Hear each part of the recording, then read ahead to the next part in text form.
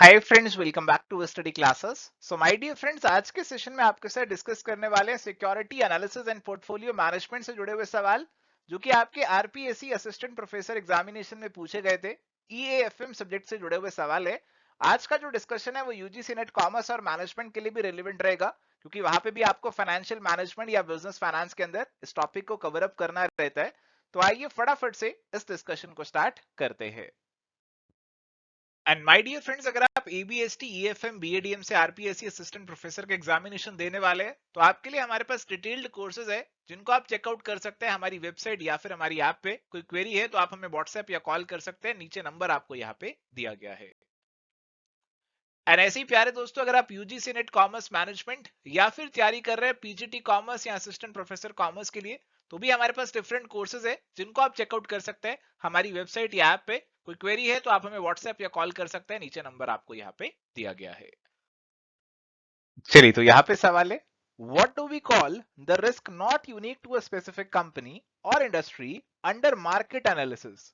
तो ऐसा कौन सा रिस्क है जो कि कंपनी को यूनिक नहीं है, यानी कि ऐसा रिस्क है जो कि आपके पूरे इकोनॉमी, पूरे इंडस्ट्री को इफेक्ट करने वाला है। ये वाले रिस्क को बोला जाता है सिस्टमेटिक रिस्क। तो अनसिस्टमेटिक रिस्क आपका आंसर नहीं होगा, और सिस्टमेटिक रिस्क आपका डाइवर्सिफाइबल नहीं होता, it is a non diversifiable risk. और यहाँ पे ये स्पेसिफिक भी नहीं होता, ये तो आपका जनरल सा रिस्क हो गया और कोई भी ऑप्शन मैच नहीं कर रहा है। तो correct answer is going to be option number 4, none of the above. चलो अगला सवाल है, some percentage of assets is spent to run a mutual fund which are borne by the investors, how to compute that percentage of the assets. तो आपके जो भी mutual fund होते हैं, तो म्यूचुअल फंड के जो एक्सपेंसेस होते हैं उनको एक परसेंटेज में एक्सप्रेस किया जाता है, और वो परसेंटेज कैसे निकाली जाती है ये आपसे पूछ रहे हैं। तो प्यारे दोस्तों, यहाँ पे आपको 4 ऑप्शंस दिए हुए हैं, सब में आपको expenses divided by average value of portfolio देखने को मिल रहा है, बट जो ब्रैकेट में चीजें हैं वो यहाँ पे अलग अलग होती जा रही है। तो ये जो एक्सपेंसेस है हमारे हमारे जहां पे एक्सपेंसेस हैं, ये जो एक्सपेंसेस होते हैं इनके अंदर आपकी क्या क्या चीजें आती है, आपकी ऑपरेशनल कॉस्ट भी आती है, मैनेजमेंट कंसल्टेंसी भी आती है, और आपकी एडवाइजरी फीस भी आती है। ओके, तो म्यूचुअल फंड को चलाने का खर्च, ऑपरेशनल खर्च, मैनेजमेंट का कंसल्टेंसी और एडवाइजरी, ये सारे फीस इसके अंदर आ जाते हैं। और ऑप्शन नंबर 2 हमारे पास यहाँ पे करेक्ट आंसर बनने वाला है। 1, 3 और 4 के अंदर एक्सपेंसेस में कुछ और चीजें यहाँ पे इंक्लूड करी गई है, और इसीलिए ये आपके आंसर नहीं बनेंगे। Option 2 would be the correct answer. चलिए, तो प्यारे दोस्तों यहाँ पे सवाल है, N exchange traded funds price is determined only at the end of every day, price is fixed and does not undergo any change during the tenure of the fund, price changes throughout the day fluctuating with supply and demand। तो ऐसा fund है जो exchange पे trade हो रहा है। तो अभी अगर ये एक्सचेंज पे ट्रेड हो रहा है तो एक्सचेंज के ऊपर आपके जो प्राइसेस है वो तो हर मोमेंट पे बदलते रहते हैं, depending on the demand and supply. तो ऐसे फंड का जो दाम होगा वो चेंज होता रहेगा विद डिमांड एंड सप्लाई। तो correct answer would be option number 3। चलिए अगला सवाल है, which of the following is correct about the scope of credit rating. तो क्रेडिट रेटिंग के स्कोप के बारे में यहाँ पे कौन सी स्टेटमेंट्स करेक्ट है वो आपको बतानी है। Under credit rating, opinion is provided about debt instrument. Under credit rating, opinion is provided about IPO. Under credit rating, opinion is provided about commercial paper. अब देखो, डेट और कमर्शियल पेपर दोनों के लिए आपकी क्रेडिट रेटिंग होती है। IPO के लिए तो अभी ये ऑप्शनल कर दी गई है, बट उसके लिए भी हो तो सकती है। तो all of the above, option number 4 इसका करेक्ट आंसर यहाँ पे बनेगा। चलिए, तो यहाँ पे सवाल है, total expense ratio allowed under regulation is dash of the average weekly net assets. तो हमारे जो म्यूचुअल फंड्स होते हैं उनके लिए टोटल एक्सपेंस रेशियो ये सेबी के रेगुलेशंस में बताई जाती है कि कितनी अलाउड है। तो अभी जो अलाउड है उसको लेकर ये सवाल है कि आपका कितना अलाउड है। तो 2.5% तक अलाउड होती है फॉर दी फर्स्ट 100 करोड़, उसके बाद आगे की स्लैब्स आपकी बदल जाती है। अब ये स्लैब्स आपकी सेबी के रेगुलेशंस पे डिपेंड करती है, तो आपको एग्जाम से पहले एक बार लेटेस्ट रेगुलेशन जो है आप उन्हें देख सकते हो। और ऐसे फैक्चुअल सवाल है, अब ये फैक्चुअल सवाल में तो अगर आपको ऐसा फैक्ट आता है तो आप आंसर कर सकते हैं, अदरवाइज आप इसे आंसर नहीं कर सकते हैं। तो इसमें कोई कंसेप्ट की टेस्टिंग नहीं हो रही है, सिंपली आपकी फैक्चुअल लर्निंग की टेस्टिंग ही यहाँ पे हो रही है।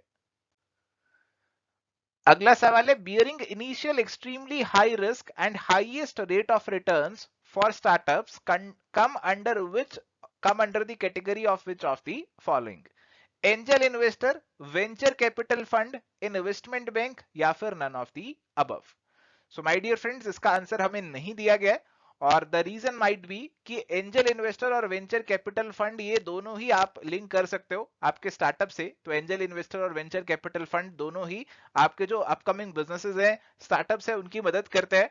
तो 1 और 2 दोनों आई थिंक इसके अप्रोप्रिएट आंसर बन जाएंगे। इन्वेस्टमेंट बैंक तो इसका आंसर नहीं है। तो फिलहाल इस क्वेश्चन को स्किप करते हैं, बट अगले एग्जामिनेशन के लिए आप वेंचर कैपिटल फंड्स का कंसेप्ट एक बार जरूर अच्छे से देख के जाना। अगला सवाल है, what is true about credit rating?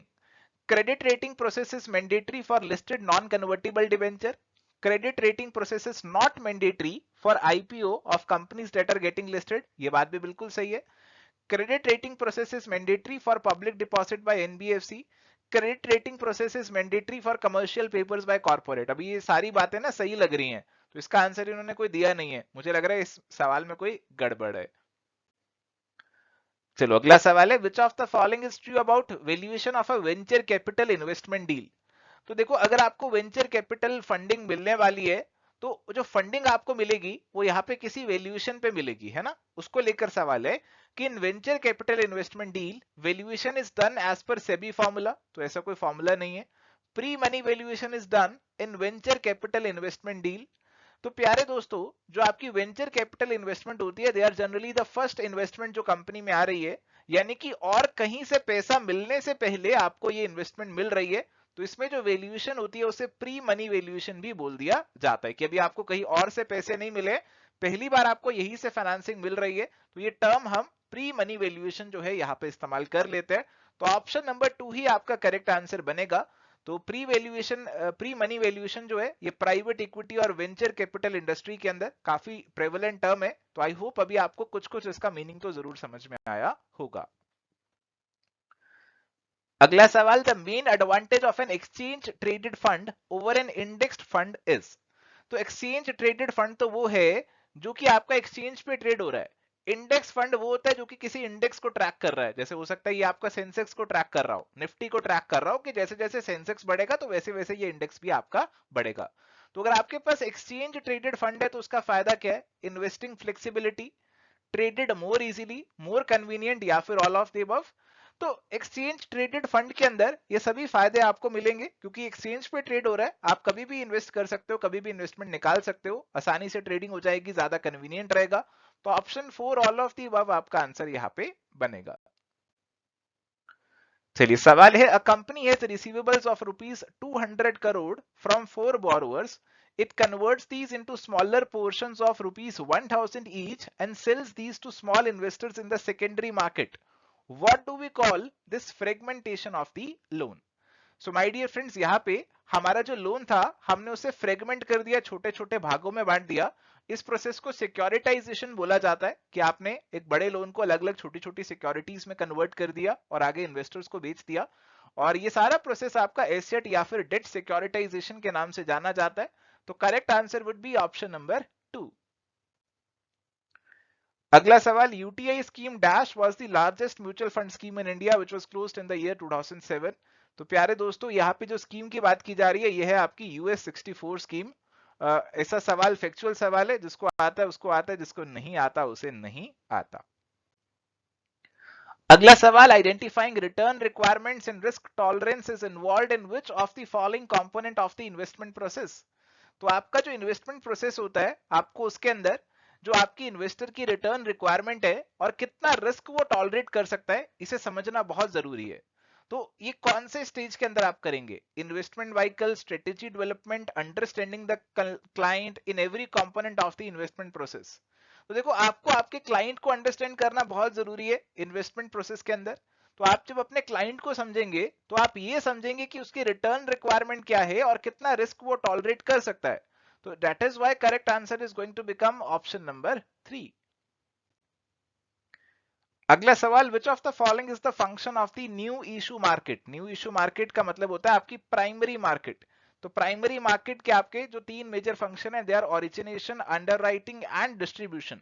ठीक है, तो यही से आपकी सिक्योरिटीज बेसिकली ओरिजिन हो रही है and they are again underwritten और डिस्ट्रीब्यूट हो जाती है मार्केट के अंदर. ये तीनों इसके अंदर आ जाते हैं.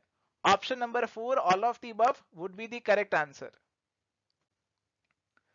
चलो अगला सवाल है, you are given with a graph with standard deviation on the horizontal axis and expected return on the vertical axis. ठीक है, जैसे अभी ये ग्राफ आप देख रहे हो, एक्सपेक्टेड रिटर्न और स्टैंडर्ड डेविएशन आपको यहाँ पे दे रखा है, और प्यारे दोस्तों बोल रहे हैं कि what will you call the line representing the portfolio that optimally combines the risk and return. अभी जो ये लाइन होती है ना, इसे कैपिटल मार्केट लाइन बोला जाता है। तो कैपिटल मार्केट लाइन का डेफिनेशन आपको दिया गया है, तो करेक्ट आंसर यहां पे बनने वाला है आपका ऑप्शन नंबर 1 का। चलिए अगला सवाल है, which one of the following is true if an assets expected return plots above the security market line then the asset is overpriced. तो ये आपकी सिक्योरिटी मार्केट लाइन है, इसमें एक तरफ आपका बीटा आ रहा है और एक तरफ आपकी एक्सपेक्टेड रिटर्न आ रही है, और ये आपकी सिक्योरिटी मार्केट लाइन है जो आप देख रहे हैं ब्लू कलर की। अगर आपका जो एसेट है वो ऊपर आ रहा है तो वो आपका अंडर वैल्यूड सिक्योरिटी यहाँ पे होता है, ओवर वैल्यूड नहीं होता है, तो इसे आप काट दीजिए। If an assets expected return plots above the security market line then the asset is fairly priced, तो fairly priced नहीं है, it is undervalued. If an asset's expected return plots above the market line then the asset is underpriced, तो ये वाली statement आपकी बिल्कुल सही है। Correct answer is going to be option number 3। अगला सवाल है, capital asset pricing theory asserts that portfolio returns are best explained if। तो कैपिटल एसेट प्राइसिंग थ्योरी कुछ कह रहे हैं, आई थिंक ये सीएपीएम मॉडल की बात कर रहे हैं कि पोर्टफोलियो रिटर्न्स को आप कैसे एक्सप्लेन कर सकते हैं। If monetary factors are known, market trend is known, systematic risk is there, specific risk is there. तो जब सीएपीएम मॉडल की बात करते हैं तो उसके अंदर हमारे पास जो फॉर्मूला रहता है, it is R F plus R M minus R F into beta, and this beta is a measure of systematic risk. Okay, तो सिस्टमैटिक रिस्क का एक बहुत इंपॉर्टेंट रोल लेता है सीएपीएम मॉडल के अंदर, और इसीलिए ऑप्शन नंबर 3 को आप यहाँ पे करेक्ट आंसर मार्क कर सकते हैं। सवाल है जी, under the CAPM we can say that the over priced securities have. तो अभी जो है ना सीएपीएम मॉडल के अंदर हमारे पास जो एक्सपेक्टेड रिटर्न है और एस्टिमेटेड रिटर्न है, उसका जो डिफरेंस है उसे बोला जाता है अल्फा, उसे अल्फा का नाम दिया जाता है। ठीक है, अगर अल्फा आपका पॉजिटिव आ रहा है इसका मतलब होता है स्टॉक अंडर वैल्यूड है, अगर अल्फा नेगेटिव आ रहा है तो इसका मतलब है आपका स्टॉक ओवर वैल्यूड है। तो ओवर प्राइस सिक्योरिटी के केस में आपका नेगेटिव अल्फा देखने को मिलेगा। तो ये ध्यान रखिए कि अल्फा का मीनिंग क्या होता है, कि आपका जो एस्टिमेटेड रिटर्न है और एक्सपेक्टेड रिटर्न है उसका डिफरेंस अल्फा है, और कब अल्फा पॉजिटिव होगा और कब अल्फा नेगेटिव होगा, ये चीज अब आपको ध्यान में रखनी है क्योंकि एग्जामिनेशन में इस पे सवाल आ सकता है। अगला सवाल, which of the following is correct about APT. APT आपका आर्बिट्राज प्राइसिंग थ्योरी है। In contrast to the CAPM, APT uses risk premiums based on the microeconomic variables. In contrast to the CAPM, APT have fewer restrictive assumptions. In contrast to the CAPM, APT requires normally distributed security returns. तो प्यारे दोस्तों, आपका जो APT है ना, वो बेचारा एक सुलझा हुआ मॉडल है, उसमें बहुत ही कम assumptions देखने को मिलती है, और माइक्रो इकोनॉमिक वेरिएबल्स तो नहीं, मैक्रो इकोनॉमिक वेरिएबल्स आपको यहाँ पे अलग अलग देखने को मिलते हैं। तो सभी वेरिएबल्स को देखा जाता है, एक बीटा नहीं होता यहाँ पे बीटा काफी सारे होते हैं एपीटी के अंदर, तो काफी सारे मैक्रो इकोनॉमिक वेरिएबल्स को कंसीडर कर लेते हैं। अजम्पशन इसकी कम होती है एज कंपेयर टू सीएपीएम, तो इसीलिए करेक्ट आंसर यहाँ पे आपका ऑप्शन नंबर 2 का ही बनेगा। सवाल, who developed the APT model. तो APT model arbitrage pricing theory, इसे डेवलप किया था स्टीफन रॉस ने 1976 के अंदर as an alternative to CAPM model. Correct answer would be option number 4। सवाल है, which of the following statement is correct? Both the CAPM and APT predict that all investors will hold the same market portfolio in same market situation. Both the CAPM and APT state that there is a relation between risk and expected return. Both the CAPM and APT state that there is no expected relation between risk and expected return. तो प्यारे दोस्तों, CAPM और APT model के अंदर हम दोनों में risk और रिटर्न के अंदर कुछ रिलेशन निकाल रहे होते हैं। दोनों के अंदर हम रिस्क फ्री रेट और आगे जो प्रीमियम है उसे बीटा से मल्टीप्लाई करते हैं। हालांकि हमारे जो बीटास है वो मल्टीपल हो जाते हैं एपीटी के अंदर, बट दोनों रिस्क और एक्सपेक्टेड रिटर्न में कुछ रिलेशनशिप की बात तो करते ही है, और इसी पर्सपेक्टिव से ये दोनों आपके सिमिलर भी हो जाते हैं। अगला सवाल, which of the following statement is true? In a strong form efficient market, all information in a market whether public or private is accounted for in a stock's price. तो अगर एफिशिएंट मार्केट हाइपोथेसिस की बात करते हैं, तो अगर आपकी strongest form of market efficiency है, तो इसका मतलब होता है कि जो भी इंफॉर्मेशन है स्टॉक से जुड़ी हुई, चाहे वो पब्लिक में है चाहे पब्लिक डोमेन में नहीं भी है, they are all accounted in the price of the stock. The primary assumption of the efficient market hypothesis are that information is universally shared and that stock prices follow a random walk. तो सारी जानकारी universally available है और आपके जो stock prices है वो randomly move करेंगे, ऐसा इस थ्योरी में कहा जाता है, हाइपोथेसिस में कहा जाता है. तो ये बात भी आपकी बिल्कुल सही है और इसीलिए आपकी दोनों स्टेटमेंट्स यहाँ पे करेक्ट हो जाएगी. ऑप्शन 3 आपका आंसर यहाँ पे बनेगा. अगला सवाल है, which of the following is a full service credit rating agency exclusively setup for micro small and medium enterprises in India? SMERA, इकरा, ओनिकरा और क्रीसिल. तो प्यारे दोस्तों, SMERA SME रेटिंग एजेंसी जिसे बोला जाता है, ये एक्सक्लूसिव एजेंसी है हमारी स्मॉल एंड मीडियम एंटरप्राइजेस के लिए. तो करेक्ट आंसर यहाँ पे आपका ऑप्शन नंबर 1 का बनेगा. अगला सवाल है, which of the following is money market instrument? तो इनमें से कौन सा मनी मार्केट इंस्ट्रूमेंट है? Treasury bill, certificate of deposit, commercial paper, ये सभी आपके मनी मार्केट का पार्ट होता है. तो correct answer option 4 all of the above यहाँ पे बन जाएगा. अगला सवाल, which of the following is the feature of secondary market? ठीक है, प्राइमरी मार्केट में आईपीओ आता है, फिर सेकेंडरी मार्केट आपकी स्टॉक एक्सचेंज है जहां पे फर्दर आपकी सिक्योरिटीज की ट्रेडिंग चलती है. Low transaction cost and gives liquidity to all investors. तो हाँ, बिल्कुल सही है. आपके जो शेयर्स आईपीओ में इशू हुए, अब उसको आप सेकेंडरी मार्केट में बेच सकते हो, लिक्विडिटी मिल जाता है. Really adjust the securities price to any development due to insider trading. तो अगर आपका कोई सिक्योरिटी को लेकर कोई भी डेवलपमेंट है और चाहे वो इनसाइडर ट्रेडिंग से जुड़ा हुआ है, तो that is going to be accounted for in the stock market. तो स्टॉक मार्केट पे सिक्योरिटी के प्राइस को वो अफेक्ट कर सकता है. तो ऑप्शन नंबर 2 में कह रहे कि एडजस्ट नहीं करेगा, रियरली एडजस्ट करेगा. तो ऐसी बात सही नहीं है और इसीलिए ऑप्शन नंबर 1 ही आपका करेक्ट बनेगा. Option 1 would be the correct answer. अगला सवाल है, who developed the mean variance analysis model of the portfolio theory? तो एक सीधा फैक्चुअल सवाल है और हैरी मार्कोविट्ज जो है, जिन्होंने मॉडर्न पोर्टफोलियो थ्योरी हमें दिया था, और इसी थ्योरी को बोला जाता है G mean variance portfolio theory भी. और इसीलिए करेक्ट आंसर आपका जो बनने वाला है, that is going to be Harry Markowitz, जो कि ऑप्शंस में नहीं है. तो option number 4 none of the above आपका करेक्ट आंसर यहाँ पे बनेगा. सवाल है जी, who is the present chairman of SEBI? अभी ये चीज ऐसी है जो कि आपको आपके हर एग्जामिनेशन से पहले एक बार चेक करनी पड़ेगी. और अभी जो है जो प्रेजेंट चेयरमैन है, माधवी पुरी जो है, she is the present chairman. तो अभी पर आपको चेक करते रहना है कि इसके अंदर अगर कोई चेंज आता है. और इनके बारे में एक इंपॉर्टेंट फैक्ट आपको बता देता हूँ, she is the first women chairperson of SEBI. तो अगर ऐसा सवाल कभी पूछते हैं तो ये चीज आपको ध्यान रखनी है, याद रखनी है, एक बहुत इंपॉर्टेंट फैक्ट है सेबी से जुड़ा हुआ. अगला सवाल, SEBI foreign portfolio investor regulations were passed in which year? तो जितनी भी सेबी की रेगुलेशंस है वो कौन कौन से ईयर में आई थी, ये आप अपने एग्जामिनेशन से पहले जरूर देखकर जाना. तो ये जैसे आपकी SEBI foreign portfolio investor regulations है, ये आपकी 2019 में आई थी. तो इसीलिए यहाँ पे करेक्ट आंसर ऑप्शन नंबर 4 का बनेगा. अगला सवाल है, securities and exchange board of India buyback of securities regulations were passed in which year? तो बायबैक वाली रेगुलेशंस जो है वो आपकी 2018 के अंदर आई थी और इसीलिए करेक्ट आंसर आपका ऑप्शन नंबर 3 बनेगा.